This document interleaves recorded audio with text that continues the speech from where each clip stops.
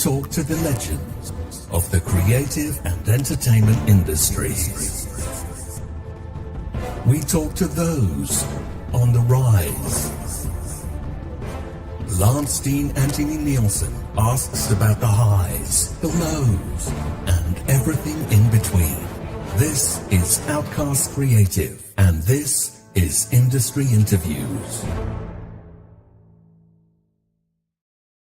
Hello, I am still in the land of the living. Thank you for coming on the Outcast Creative channel. We're back with Industry Interview 96, just 4 away from 100. Can you believe that I've done 96 interviews on this channel in 2 years? Everybody across a broad range of creative different jobs, including DJs, actors, choreographers, DOPs, directors, scriptwriters, and everything in between. But I haven't had a dancer on before. So it's my absolute pleasure to welcome one of the best this evening. Now, this lady may not be a familiar household name to you, those of you that are outside of the rave scene. What are you doing outside of the rave scene? You need to be in it to win it. So, you know, if you're not, get involved. Anyway, as most of you will know, I got back into clubbing sort of in 2022 and started going to rave and dance events in 2023, all as part of getting back my self-confidence and dealing with my PTSD diagnosis of 2022. So it's been quite a big epic journey for me, and I've met a lot of interesting characters and personalities and people during that time, and some of them, you know, you gravitate towards certain people straight away, and as soon as I spoke to Vicci, I knew we were going to get on. She's been dancing at several events I've been to, and some of you regulars from the channel will have seen her before, because I've talked about her before on the stream. Yeah, you didn't know that, did you? I have. So let's have a couple of quick looks, and then I'll bring her in.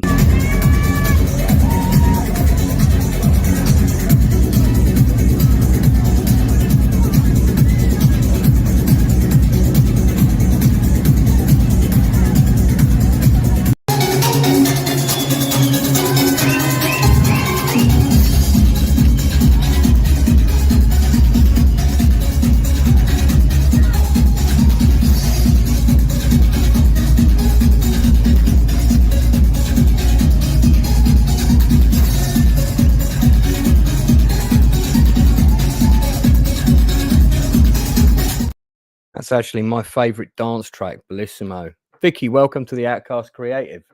Woo! What an intro. How am I going to live up to that, babe? You absolutely will. You absolutely will. Oh, thank you. Yeah. Listen, I know we had a little bit of trouble scheduling, had to cancel it a few times. That's because you're a busy woman and you're quite hard to pin down. So I'm very grateful. Well, there you go. I mean, it's quite rare. Oh, well, I'm grateful. No, it's rare that you're available on Friday, so I'm glad you were prepared to give it up to come on here. So thanks very much. Before we get into your career and the epic story, because you've got a connection with the history of the rave and dance music scene that I don't have, and I'm really interested in gaining insight into your particular journey, especially as I'm writing a book about the rave scene later this year. But before we start all of that, we have a couple of questions we always ask all of our guests, because this channel started off very much as a film kind of related channel, and a lot of my guests have come from the film industry, but now we've broadened that. Can you remember, or what film can you remember that you saw when you were young on the big screen? Do you know? On the big screen. Well, at the cinema as opposed to on VHS. Yeah, the cinema. Probably something like my Transformers. The first. I probably had to go for that. Probably something like that, or My Little Pony. How about that one? That's a good one. It's an interesting contrast of films. I wonder which one was a date movie. Okay. Do you know what the last film was you saw on the big screen? Yes, because I went and it was only on Tuesday. I went and saw that. I probably won't be able to pronounce it properly. That Nosferatu. There you go. Nosferatu. It was really good. I loved it. I really, really, really liked it. Yeah. I Yeah, love a it's a bit of all really that. It was my mum mainly because she loves all like Dracula and vampires, and she likes William Dafoe.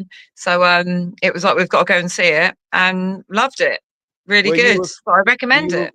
were you a fan of the old school kind of John Carpenter horror films when you were younger, like Halloween, The Fog, The Thing? Have you Yeah, seen those? well, they were a little bit out before my time, but I know I have been brought up around like a lot of horrors and stuff like that because, like I said, my mum loves all that. So I have seen them like a few years ago, if you know what I mean. But yeah, Yeah. anything like that. I like scary movies, like horror movies. The Saw films, they are the best. Yeah, the first two are The very first good. two, yeah, they're really good. But I'll yeah, send you a list of recommended films to watch, so in case you've missed any of the good ones out. I'm Do sure you I have, have. apart from EastEnders, which you've admitted you're a fan of, Yeah, do I you am. have a TV drama show that you watched that Oh, you thought was so, drama. yeah, like a drama show, one that you watched that you thought was so good you had to binge the whole thing? Do you want If me you to be can't think, honest with you? yeah, you can. I have never binge watched anything because I just can't sit down still for more than like it's bad enough in the cinema to sit there for 2 hours, but to sit there for a whole like 6 hours watching something over and over, I don't think I've never done it. I've never done it. Like, What that might just be me. what would you say is a must-watch TV show for you? Just stuff that's on, like maybe The Traitors or something like that. No, you'll laugh. My actual one of my favourite TV shows, it's not on anymore, but I used to watch religiously, would be Jackass without fail. Fantastic. Okay, a couple I of bet you weren't, oh, music I bet you related weren't questions. I bet you weren't expecting that, but No, I get all kinds of answers on here. You'd be surprised. I think it's great. It was just fun, isn't it? It's silly, it's American, like they're all got a funny sense of humour. It was just such a thing that was out there at the time, and it just used to make me laugh. Just, you know, Do you I'm quite like, remember when you were in your youth, as it were? You're still youthful, but when you were very young, do yes. you remember the first album that you ever bought? Who was it? Oh, Kylie Minogue, definitely. Kylie Kylie Minogue? Minogue's first album and Jason Donovan's first album. And I used to love those, you know, the combinations like the Now 6 or the Yeah, Now 10 or yeah. whatever it was. I always had to have them on the. Lots of Stock Aitken and Waterman hits on Oh, those. they were the best. Absolute. Every tune was a banger. What Yeah. about going into more kind of like the early 90s? Oh my God. Did you have a go-to track Yeah. that like Utah Saints. Everything you Utah Saints, everything The Prodigy, especially everybody into the place. Let's go. ah That but one. yeah, my immediate like I'm on the dance floor track was No Good Start the Dance by The Prodigy. Yeah. That's the Well, that was first track actually I danced when to on I the was at podium. well, there you go. When I was at sixth form, we had to make a pop video as part of like media studies, Oh and yeah. everybody thought I'd pick the Spice Girls because I was like the biggest fan. I was like, no, I'm going to do the Prodigy. No Good Start the Dance, and created this pop video. And yeah, it was mega. So I loved that, and I loved all Two Unlimited and Capella. Too Unlimited, God, yeah. Yes, I'm a huge fan, massive fan. I've got a CD single of theirs with a rocket ship on the front of it somewhere. Can't beat it. Yeah, Everything like that was like everything of that era, the night crawlers, that yeah. song, just everything 90s. I just loved from start to Look at finish. this. I'll ask you a music dance question, and you've got a deluge of answers. So Oh, loads, but yeah, we're I'm more. moving into the area of expertise here. Look, Wormy Spoons in the chats. No. Yeah, Yeah, there's no but limit. but people say they were just like a one-hit wonder. No, they were not. Like The Real Thing, Maximum Overdrive, Workaholic. There's like all their greatest hits. You need to get it, Lance. Yeah, You'll be because banging it. I think it was just that one that kind of went into the mainstream charts, but they were doing loads of other stuff on the dance scene, weren't they? I did loads, and they're still doing it now separately, but they're still like Ray. He's got all the moves still. If you ever watch him like on stage, recently, he's got it going on. Well, he's probably about the same age as me, so you know. It don't matter. I know it Age is don't. about- I've been doing the same. I've been getting up on the stage every chance I get, so it's exactly. We don't worry about that. As long as you have a good time, that's all that matters. James Evans says KLF were better. I do like KLF. Oh yeah, KLF as well. 3 a.m. KLF's gonna rock you. I like the I one remember where all. they drop the really heavy beat. All right, let's go back to where did you grow up? I grew up in Taberham near Norwich, Norfolk. Yeah, Yeah. I'm familiar with around there and Wadebridge and all those little satellite places that are near Norwich and Suffolk and Norfolk, because I've gone up there for day trips out of London quite a bit. So Yeah. when did you where and what age were you when you first went to a club in London? In London, Yeah. do you know, I probably went to a club in Ibiza before I went to a club in London. You went. Okay, so let me rewind slightly. What was there before you went to Ibiza? What was there for you in Norwich when you were? There was loads, like the nightlife scene in. Let me think. I probably think I started clubbing. I was a bit naughty, so I probably went like 1995, 96. So I was slightly underage to get in, but who cares? Right. And there was loads of nightclubs, like absolutely loads. It was heaving. It was such the place to be. And there was all these mega nightclubs that did all different styles of music.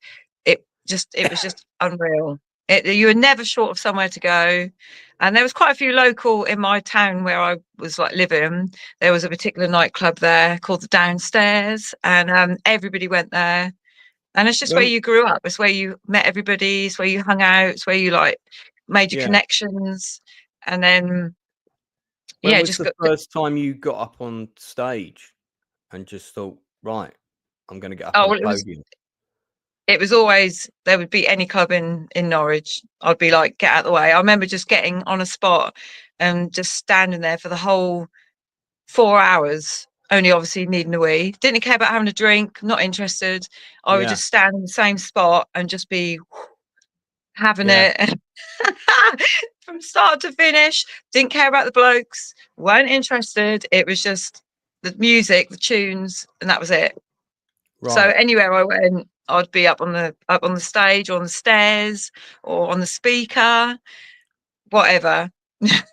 So what how long had you been going to the clubs in Norwich before you went to Ibiza? Only probably, well, I think I first went to Ibiza in 1997. Right. Yeah. That's the year I moved back to London, funnily enough. Yeah. So it wasn't that much time after starting to go out clubbing, maybe a couple of years after. I mean, I know you've been there several times since, but talk to me about Ibiza in 97, because you would have had Space would have been one of the main headliner clubs then, where everybody was waving to the planes as the planes came into land and all of that. What was that first trip like? Tell us about it. Well, I just remember mainly they did this mad foam party at S Paradise. I just really remember that, thinking like, oh God, what's going to happen with this stuff? Like, it was going everywhere, and I've never seen anything like that before, because it's such a beautiful club. And I can't remember. Like, I know I didn't go to that club at El Divino that time. That was like a few years later. But I remember loving El Divino. They had like these Miss Moneypenny nights on, and Always Amnesia is just unreal. Yeah, Amnesia's still going, isn't it? That's kind of like probably the headliner club there now, I think, because Space has gone. I know Space has gone now. Yeah, it's a shame. Well, you just got, I don't know, Ibiza's it's just such a vibe anyway, but through like the 90s and 2000 era and all that, it was just something else. But that first time, obviously being abroad on your own, or, you know, not with family or whatever, with all your With mates. mates. It was just partying, drinking, having a good time, sunbathing, just great. How many times roughly have you been to Ibiza since? Oh, at least 10, 11 times as So well. 12. probably on average almost like every other year, give or take. Yeah.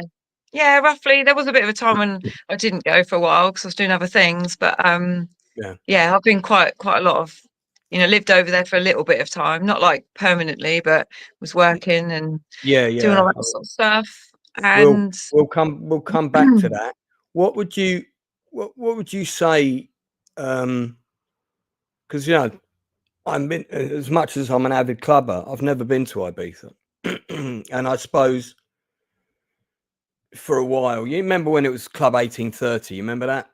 yeah, that was a big thing, especially when I was yeah. younger, and that kind of had a reputation, which was basically about, you know, people hooking up and people getting into fights, and anything involving violence really isn't my idea of a good time. Or me, love another fighter. I mean, and this is before kind of ecstasy and pills came along, whatnot. Not that we're endorsing that because it's YouTube.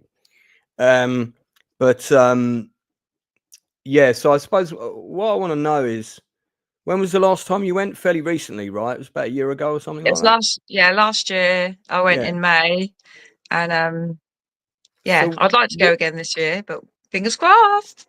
yeah, I mean, it is on my bucket list. What would you say are the principal differences? I mean, obviously one of them is going to be the cost, of course, but what are the principal differences and changes to Ibiza late 90s, early 2000s and Ibiza now? Oof, like there's loads. Do tell. You're the guest. Tell us all about Do it. tell. Yeah. I think obviously everything. This is just my personal opinion, so nobody have a No, go. cool. Yeah. But in the 90s and all through the 2000 era, everything was just so like exciting and vibrant, and it was all like sort of the first time around sort of thing. So it was like, oh my God, look at this, and I've got to go and see them play, and just the style that everybody had on, what they were wearing, the tunes. You were like, oh my God, I'm hearing this first time loud in a big club in Ibiza. And it just had a set, like a vibe, a feeling, you know, you can't really explain it, but it was just sort of a sense of like, oh, this is just unreal. And yeah, when you go back now, there is still that feeling, but like you say, a lot of the clubs aren't open that they used to be. And I just think like maybe generation different. Maybe we didn't have our phones back then, so we weren't caring about what we looked like, what we were doing. Yeah. Wasn't You all all that, you know. yeah. So, I mean, you always want to make the best of yourself and look your best, but you wouldn't care that 4 o'clock in the morning you'd be sweating, your makeup would be everywhere, your hair, you don't even know what was going on. Like, where am I? Whereas now you'd be like, oh, I better take a photo, make sure I still look good, whatever's going on, I better film it all and document everything. Whereas back then you just didn't care, did you? You were documenting it yourself and you remember it yourself in your head.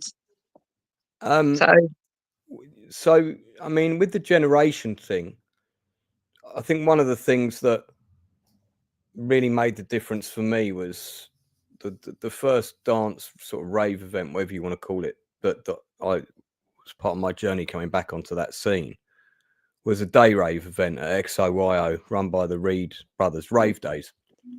Yeah. And you know, I just thought, like, oh man, I can't believe I'm going out clubbing today. I'm gonna be the oldest guy there. And of course, when I got there, because you know, this thing started at 2 o'clock and it finished at 10. You know, the younger people were kind of around 40, your sort of age. Loads of people were my age, and there were tons of people. And you know, I'm 52, and there were tons of people like way older than me. So I was thinking, oh, this is all right. I'm not the oldest person on the dance floor. This is good. Oh, never worry, babe. Honestly, never worry about it. Like, let's be honest.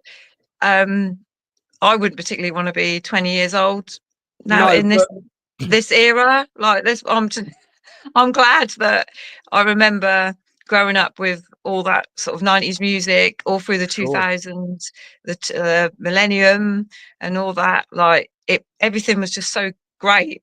Like it was great. Like everything's good nowadays as well, but you got to live through a very special and unique time. I suppose the point I was making is one of the things I've noticed is the younger people have a different attitude. I'm not saying it's right or wrong to what their expectations of what and what they want out of a night out, and a lot of that revolves around being on their phone. And sure, we all take some pictures. I mean, I shot that video of you.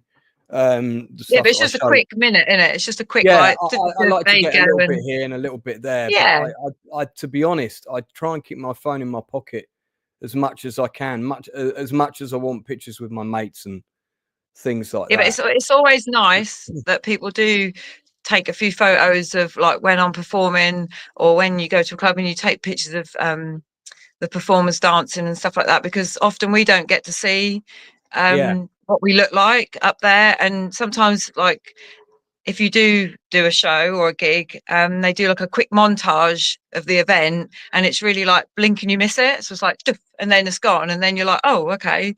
So when people in the crowd do film me, you say, I always love it, because I'm like, oh, I actually get to see how I moved for a longer sequence of time, and I can like critique myself, or I can think, all right, well, that went well, or that looked good.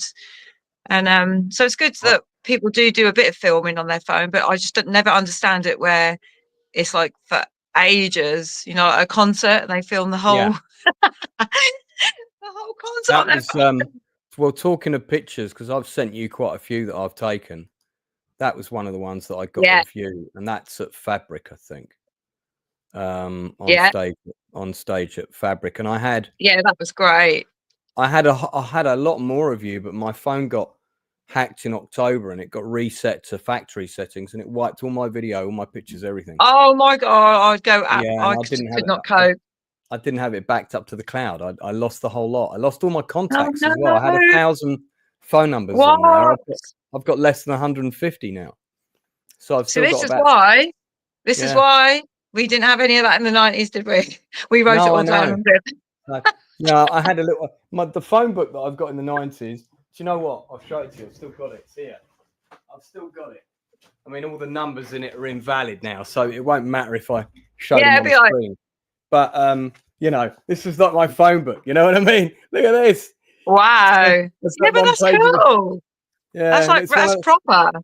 One of those ones when you have you've got the letters going down the side here, so you turn. I think that's. Do you know what?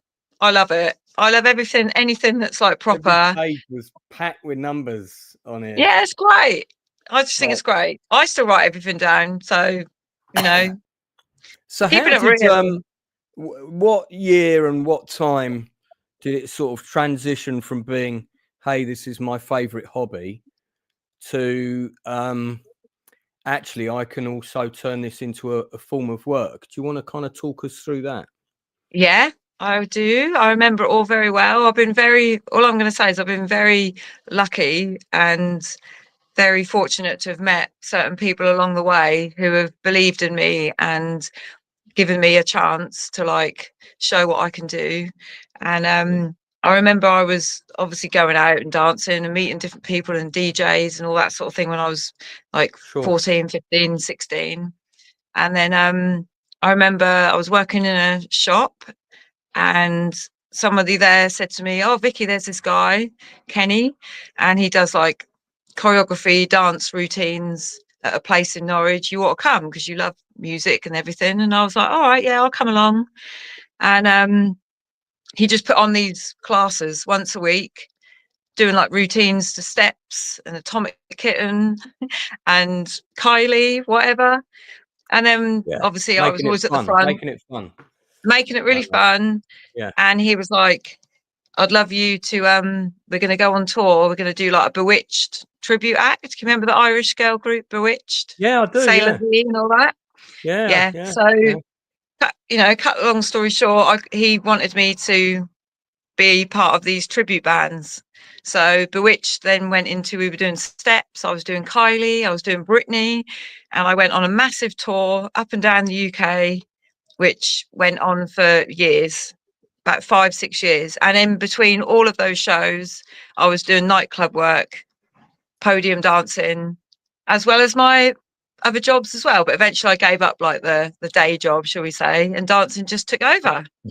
So that was how it started. What was the day job before the dancing took over? What was it, just out of interest? Oh, I've been a Saturday girl at a hairdresser's, like when I was 15. I've done shop work, I've done waitressing, I worked at Topshop, Miss Selfridge, restaurant.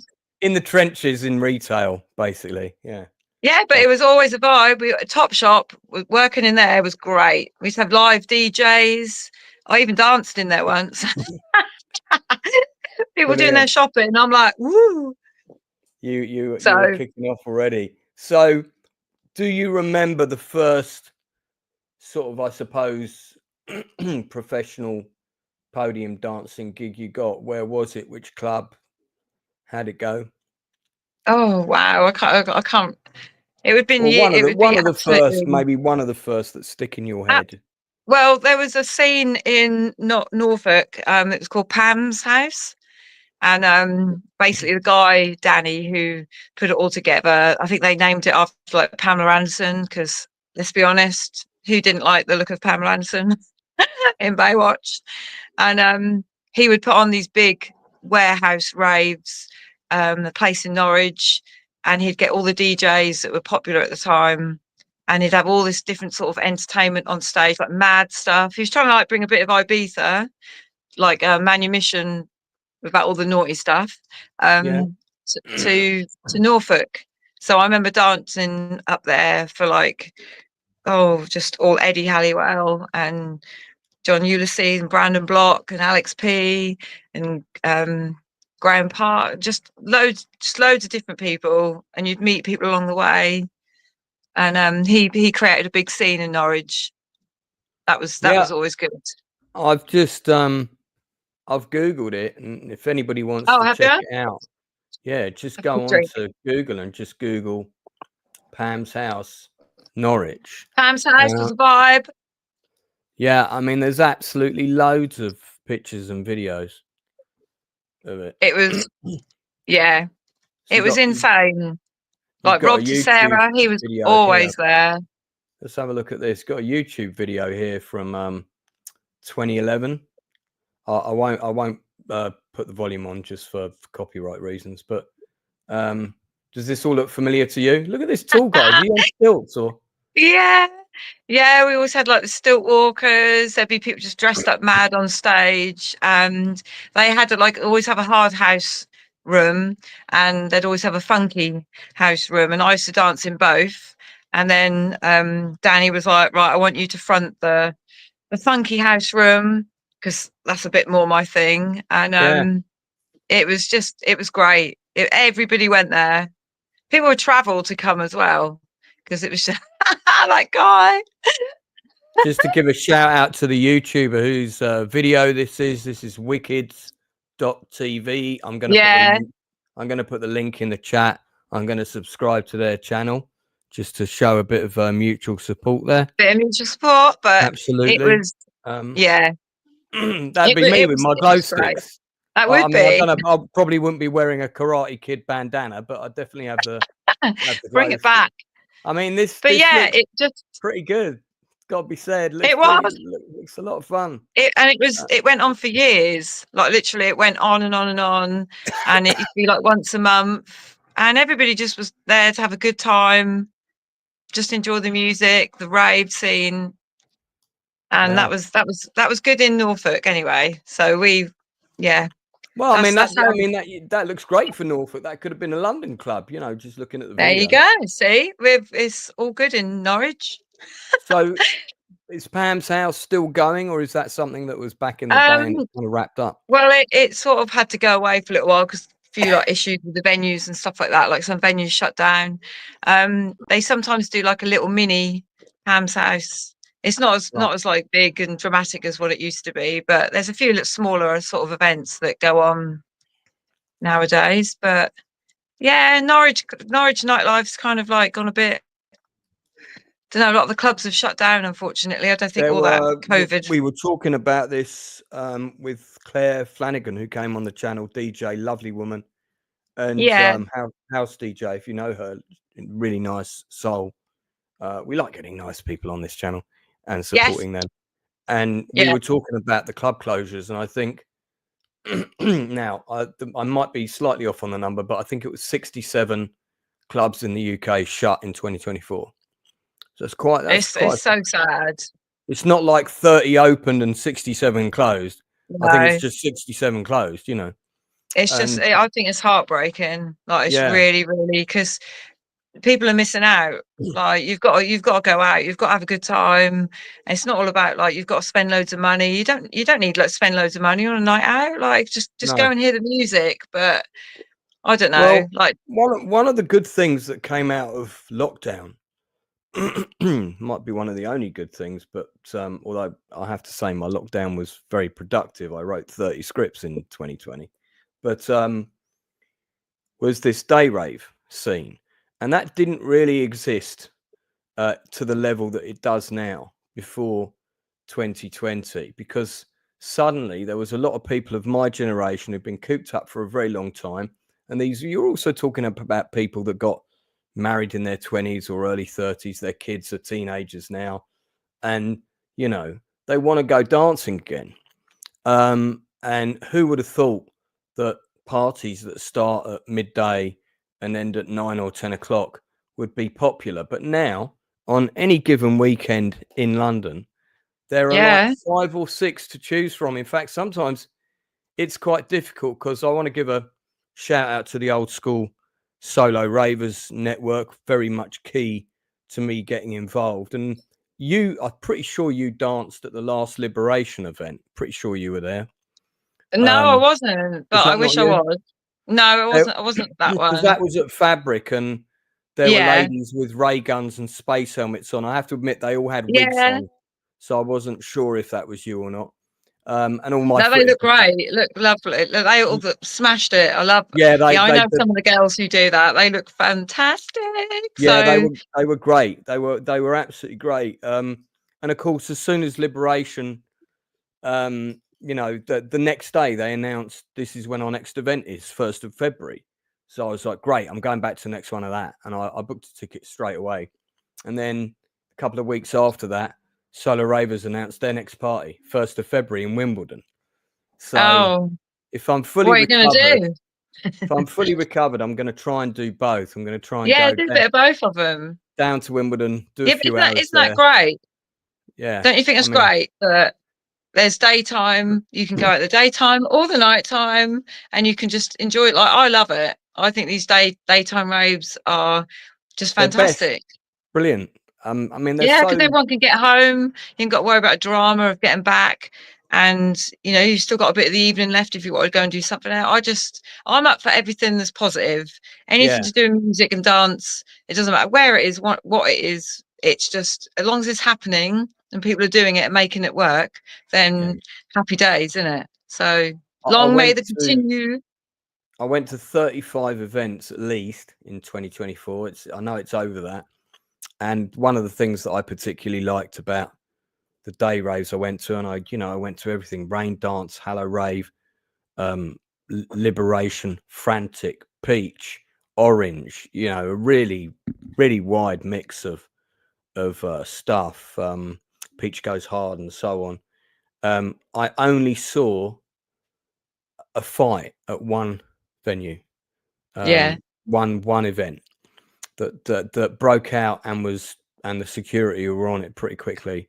There was a little bit of ag here and there with people being, a bit silly, a bit too off their face and stuff like that. And occasionally there'd be a bit of friction. But compare that to when I went out in the late 80s, where, 5 or 6 punch-ups in a club was pretty normal on any one given evening. And I think that's the good thing about this particular music scene, is it attracts a certain kind of crowd. And I've made so many friends in the last 18 months, both at Age Against the Machine, which is an 80s clubbing night, which was my first segue back into dancing again. Yeah. And on the day rave scene. I mean, who would have thought I'd make this many, some of them really close friends, you know, in my 50s. Well, it's never, you know, why not? It's all Yeah. there. It's all out there. Like, everybody's got, as long as you're making the effort, everyone's just got to keep making the effort, putting yourself up there.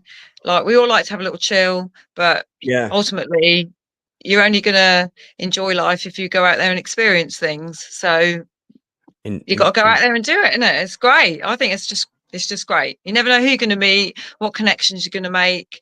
No. You know, I'm now doing this with you. There you go. Very true. And listen, also, just so you know, now you've been on the Outcast Creative channel, which is only going to get bigger.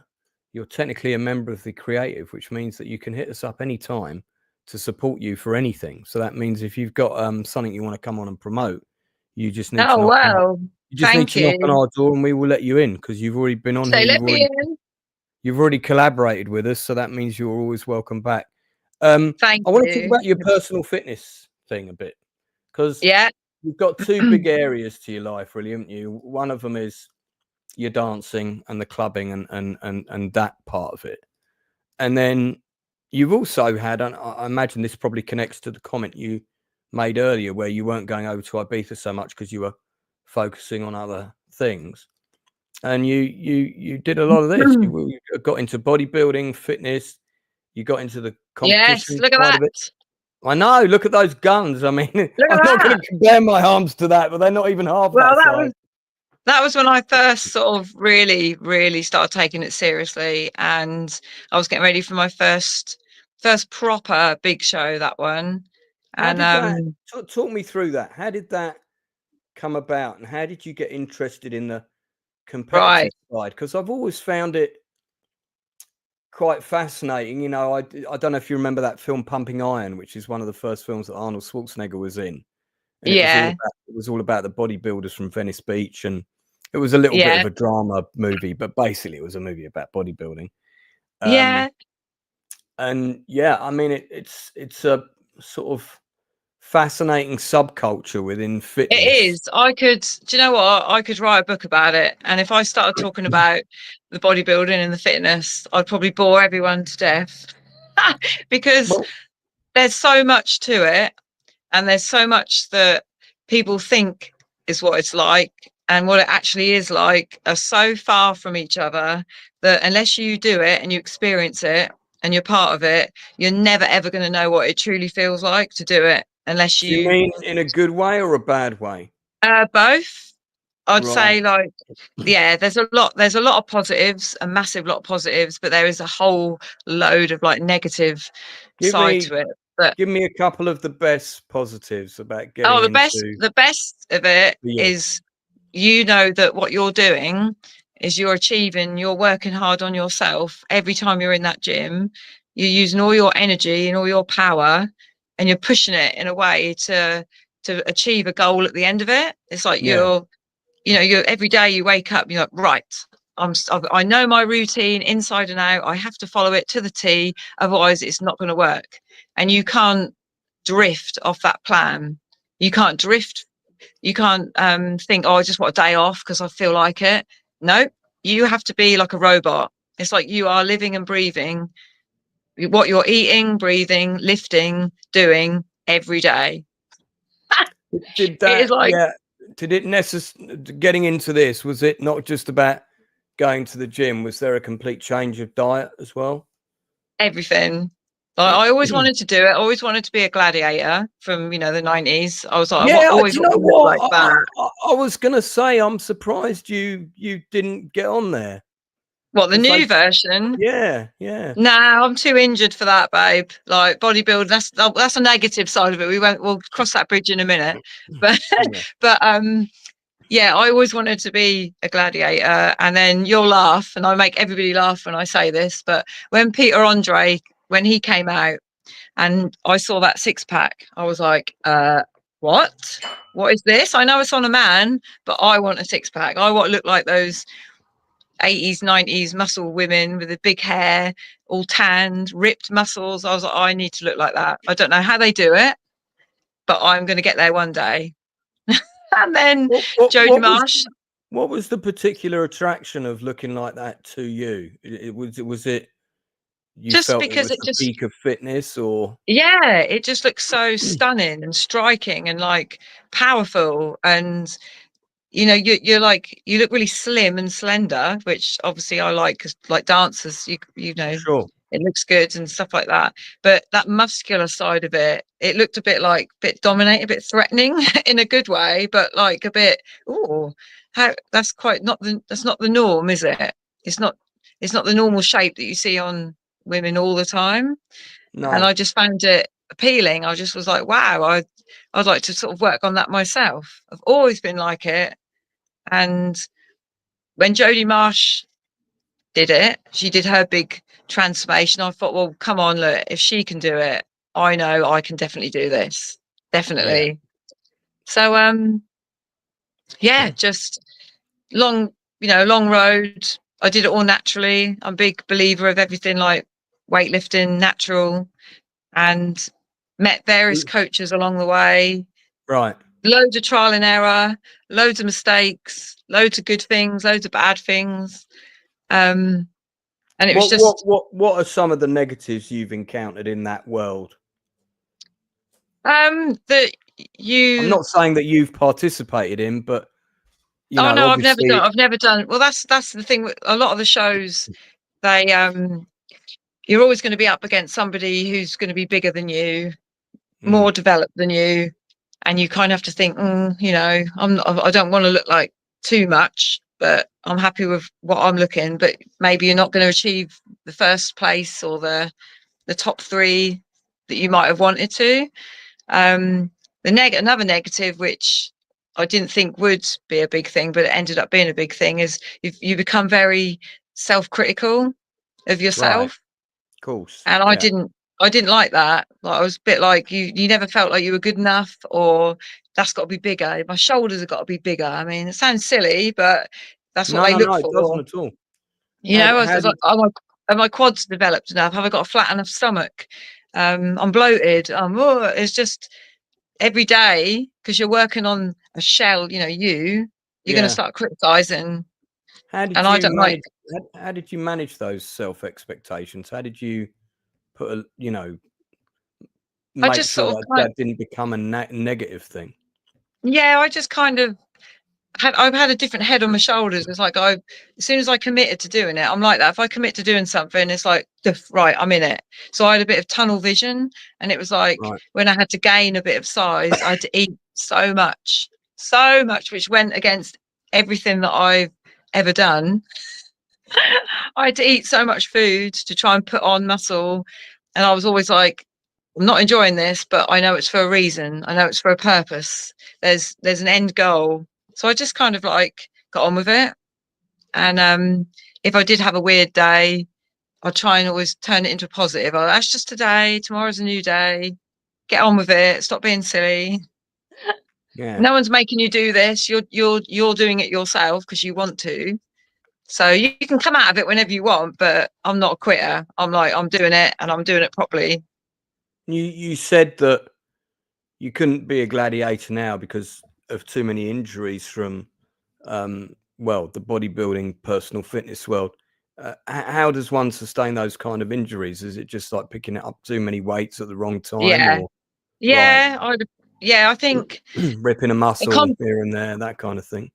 Yeah, I think a combination of what happened was when I just herniated basically 3 of my upper discs in my back, so in your thoracic spine. Yeah, that sounds painful just hearing that. It was horrendous. So I can't go into, because it would just be forever, but those things like build up over time. They don't just happen. When you herniate a disc, it's a long build up of stress and trauma on your body. And basically when I went for the MRI, the doctor was like, have you been in an accident, like a serious car accident? I was like, no, I've done this to myself. So that's a bit of a big wake up call, isn't it? That I've actually done So, that. Once you sustained that injury, what did you do? Did you change your whole routine and sort of I had calm down a to bit? Or?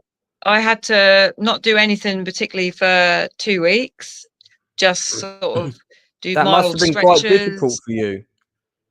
It was it sent me seriously like in deep depression for a while, because it was everything I'd known. I've been doing it for 8 years. I thought, is this going to affect my dancing career?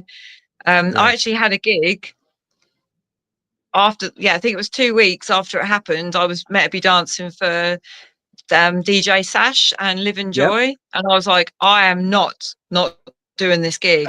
So lo and behold, I did the gig, and I was in pain and I was worried, but I was like, I am not doing my gig, because that's how much I love my dancing. Yeah. So then we all went into lockdown, so I had to recover because the gyms were shut. So I didn't have a choice. But during lockdown, because I described the Vicci Lee that I know as a person who's in a constant state of motion. So Yeah. how did you? I mean, you were probably with your mum, I suppose. I know you're very Yes, close. I was. Yeah. So we would walk around the garden. You'll laugh. We would walk around the garden for at least an hour every day, and I did a fitness class on Facebook. I just made it up in my kitchen, like my kitchen rave, and I had a set of tiny dumbbells, and I used to do weights every day as well. So I was always doing something just to keep going. That was, I mean, Keep sane. that was when this channel started, really, in Yeah. lockdown, and we were performing scripts with about 30 actors and live streaming them over YouTube. That's what we were doing. Wow. So Well, a lot of good things come out of that, didn't it? Yeah, there for all was, its negatives, a lot of good stuff.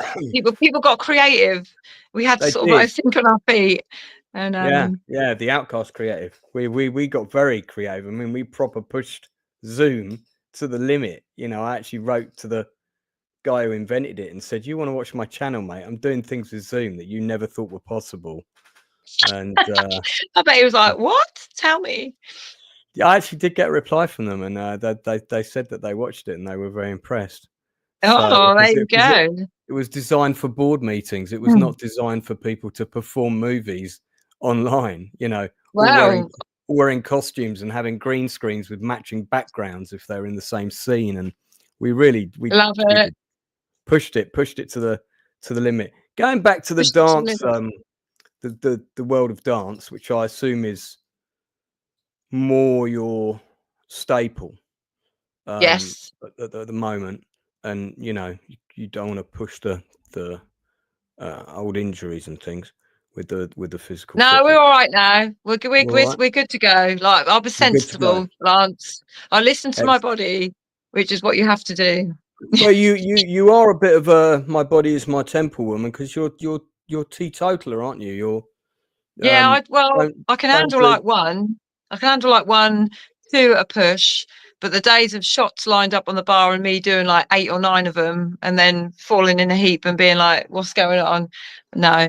I'll tell you, when you get serious in your fitness, you become sensitive to like life, like any too rich food or too much alcohol. You just can't have it. It's like your body's like, no thanks. So well, that's not bad. That's not a bad thing. No, not at all. Good. Which event, be it in the UK or abroad, since lockdown was lifted, did you dance at that for you? It was like, oh yeah, this is good. The energy of the crowd, the DJs, this is all in sync. Oh, definitely. There's two. There's two that I. Well, hang on. No, there's 3 big. I can't just pick one. No, you don't have to pick one. You can talk about more than one. All right. Okay. So, love my housework crew. So, housework, Matt May, Gary, Mark. They do like big day raves. We've done ministry now. We're coming up to the 4th one, I think it is, in February. So the crowd, the energy, the vibe, it is just unreal. Like, so we do always London gigs, like at Lafayette we did, and oh my god, put me on the spot because I can't remember the venues. This is, I There's so think many this is venues in their website, right? Housework. Yeah, there we Yeah. go. Yeah, that's coming up. So Ministry of Sound's coming up. It's just such a vibe. Like, we try and create like the madness, and everybody just loves it. It's all house music, and they Right. do an event in Corfu, Embankment. Yeah, we danced there. Yeah. We did Coco, we did XOYO, all the lovely venues in London. So those parties are always unreal, and they let me have free reign of, like, we have a bit of a theme, and we all bounce off ideas of each other. There's me, look, woo, my Yeah. glow sticks, Yeah. I my recognise. glow ones. I do want to. I know we haven't got long left, but I do want to cover. No, we haven't. Right. Your So dancing implements before we finish. implement, yeah, and We'll get onto that. Peach events I absolutely adore, and dancing at Coco in Camden just sends me into like a state of, oh my god, this is just insane. Coco So is my favourite venue. It's the first time I went to. I think I was there in '92, around the same time I was going to Bagley. So I only went there once, and I think it was beautiful. I think it was an Orange event, but I can't remember. But it's just beautiful and everything. It's just stunning. I feel like it's the atmosphere and the grandness of the venue. It's big, but it's not too big, if you know what I mean. No, but I just feel like I'm a rock star up there. Oh yeah. Well, I mean, I just showed footage of you dancing there. That both of those were taken at this is the Peach website. I've got to say that absolutely love Graham Gold, Ben Gold, Adele, and who's that? That person. Oh, I think it's me. They are absolutely unreal people. They are so lovely. Everyone I meet and work with is just so lovely. It's just, I don't know, it's just, everybody's just so decent and respectful and polite and just lovely. Yeah. And they always make you feel so welcome. They're always so appreciative. I think it's because we all just love what we do. Yeah, we did a top 5 rave events. Me and Sarah, also known as Pinky, if you know, she goes to a lot of things. And my number 2 event was the Peach 31st reunion. But my number 1 was the Orange Christmas party, because the atmosphere there was just off. It's just mega. It was. Everybody was so up for it because of the summer one. Everybody from the summer one came back, plus all the people that missed it. So they wanted a piece of the action. Yeah. And I think it's just Dave Savage is in the chat, says, love my trance music. Expanded by Sasha is what started it all out for me. Welcome to the Outcast. Oh, there you go. Yeah, so, love that. Peach, what was you said Peach, 3, there's one more. Yeah, the other one is when I do all my Slip Back in Time events for Slip Matt and lovely Rachel, his lovely lady. And so I always get to dance for like Slip Matt, which is just idol, and Utah Saints are my idols, and K-Class. Slip Back in Time, for anyone who's not familiar with that, that's the Ibiza week sort of, and it's aimed at an older crowd. Yeah, and we do them at like Butlins up and down the country. Yeah, and they always do like an Ibiza week. This is the Ibiza week, which unfortunately is the same week that I'm going to Corfu for Unity, which is kind of annoying, because this got announced right after that, and everybody was going, "Oh, Lance, Slip Back in Time's much more your thing." But a lot of my friends are going to Unity, so I think the important thing is that I'm going to be with my friends. That's definitely. But they are my, like, obviously everybody I dance for, I love. But you know, you have your. It's just magical, all of it. Like, I love all of it, and I feel very grateful that, you know, they have me. And let's just hope it's, you know, keeps on flowing. I'm sure it will. The final topic, I want to talk about your outfits, and in particular your kind of dancing things, because I've got loads of stuff for dancing now. In fact, I've even got my glasses within reach. You know, I've got my these. You know, go on, and Yeah, love it. And I've just got one of those light whip things, and like I told you, I got to dance on the stage at 2 clubs on New Year's Eve. Yes. I sent you the videos, and I was right back to my podium dancing days in the 90s. For anyone that doesn't know, I did used to do the same thing as Vicci when I was very youthful, and my mother used to, because she was a dancer, she used to go through the routines with me, which was kind of embarrassing. No way, it's not embarrassing. It wasn't. You know how that happened? She caught me doing one of my routines against the mirror. We used to have this long mirror. Yes, great. And she's like, routines. Why are you working out a routine? And I said, I want to look good. I didn't tell her where I was going or what I was doing. And she said, show it to me then. And I was like, oh, Mum, you know, because you're a teenager, you don't. You get all embarrassed. But anyway, she kind of persisted, and in the end, it turned out to be quite useful. Yeah, but it's great. That's how I did mine. I used to record Top of the Pops without fail, Top of the Pops and the chart show, and I would copy and know every single routine to every song. And that's not a lie. I know all the routines. If someone said to me now, pull that one out of the bag, I'd be like, oh yeah, I remember that.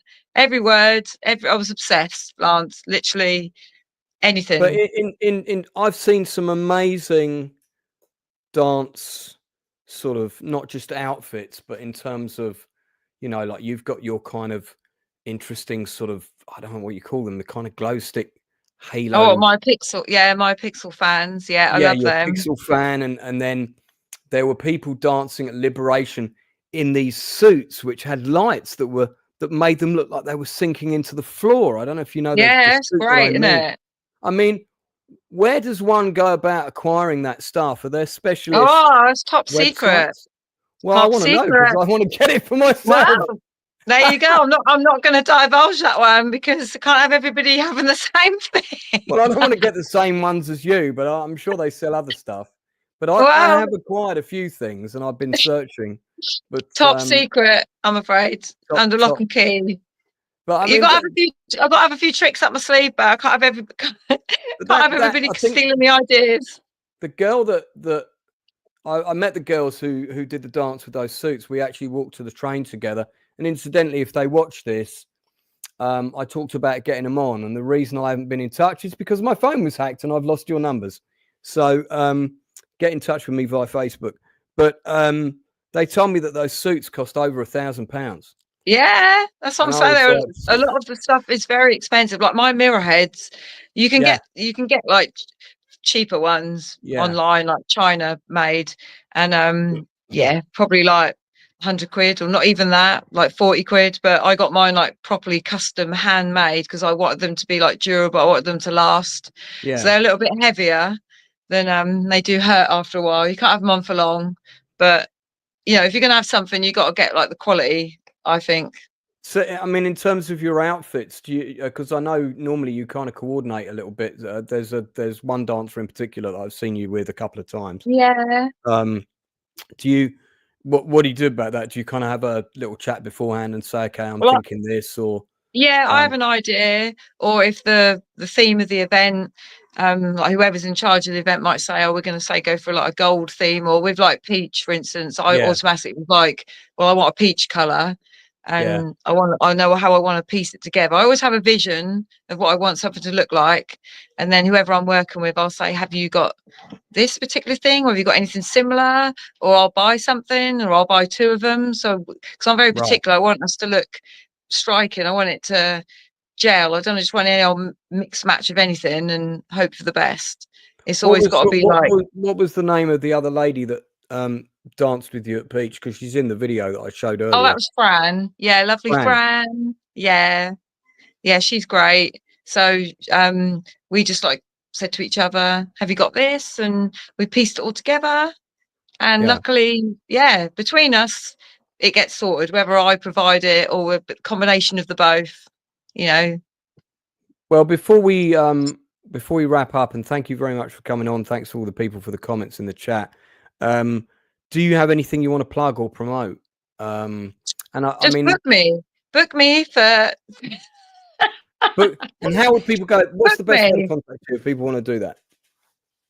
Instagram, Vicci Lee 4, so VICCILEE number Yeah, 4. so for That's always a anybody good one. watching, if you search for Vicci Lee on Instagram, and I'll put the link up now. I think it's already in the blurb below.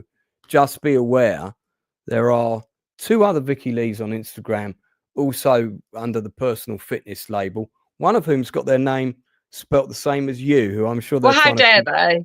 Yeah, I think they're probably actually trying to piggyback a bit. That happens quite Well, they can frequently. dream. I've But not seen that.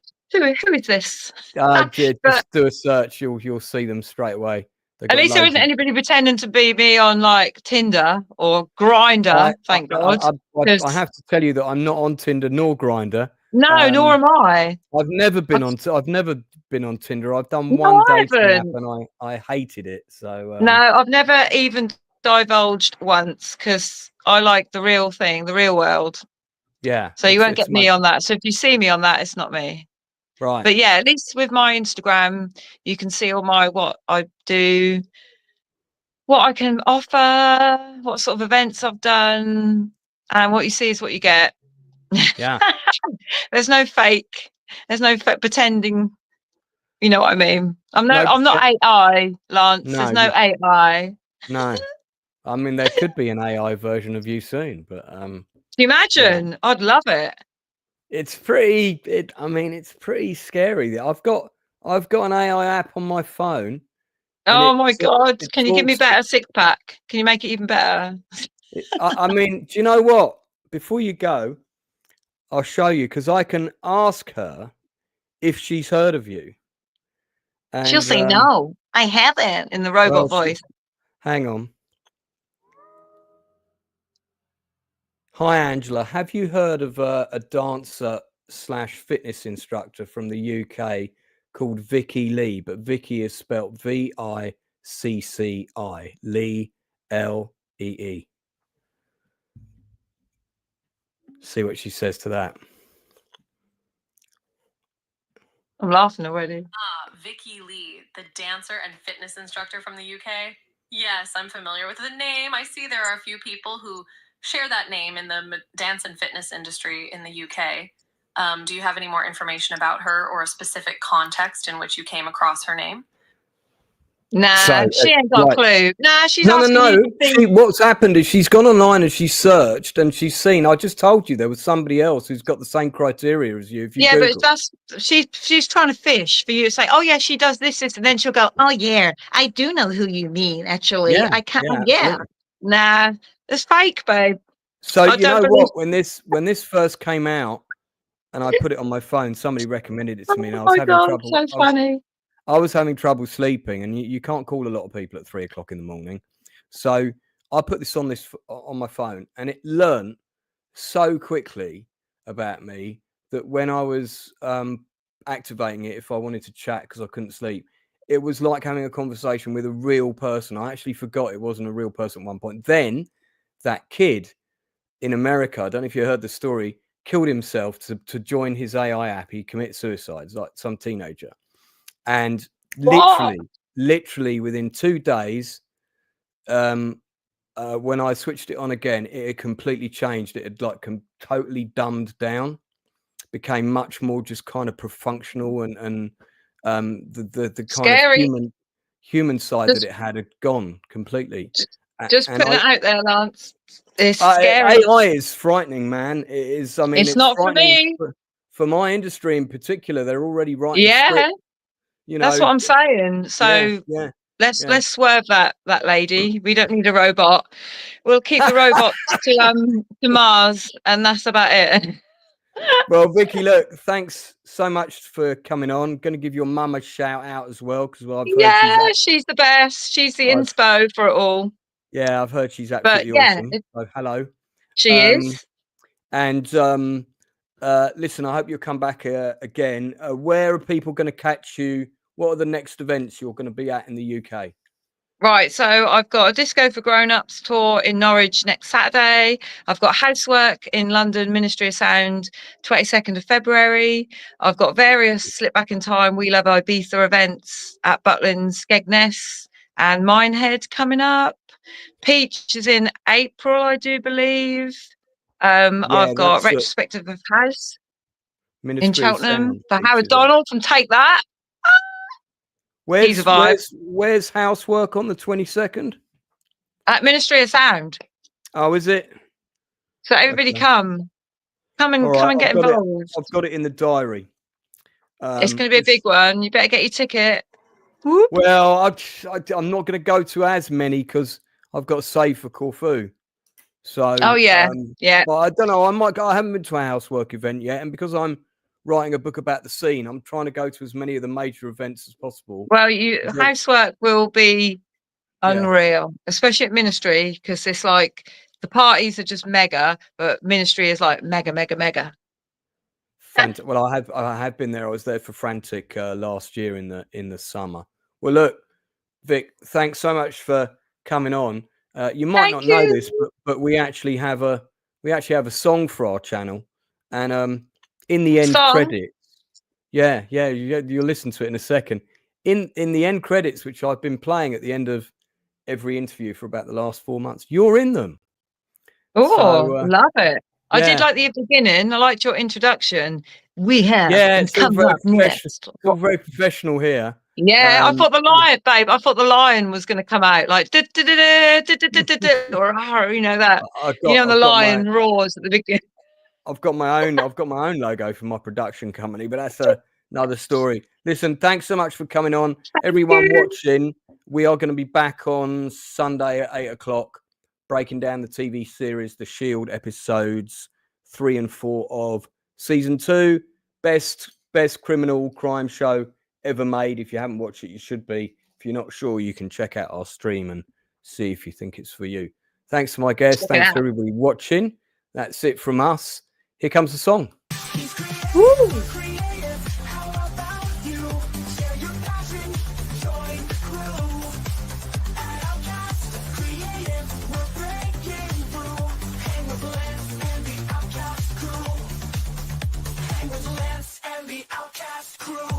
Interviews with fellow artists on the rise and reviews that might surprise. Films, TV shows from back in the day. You might just find a hidden gem today.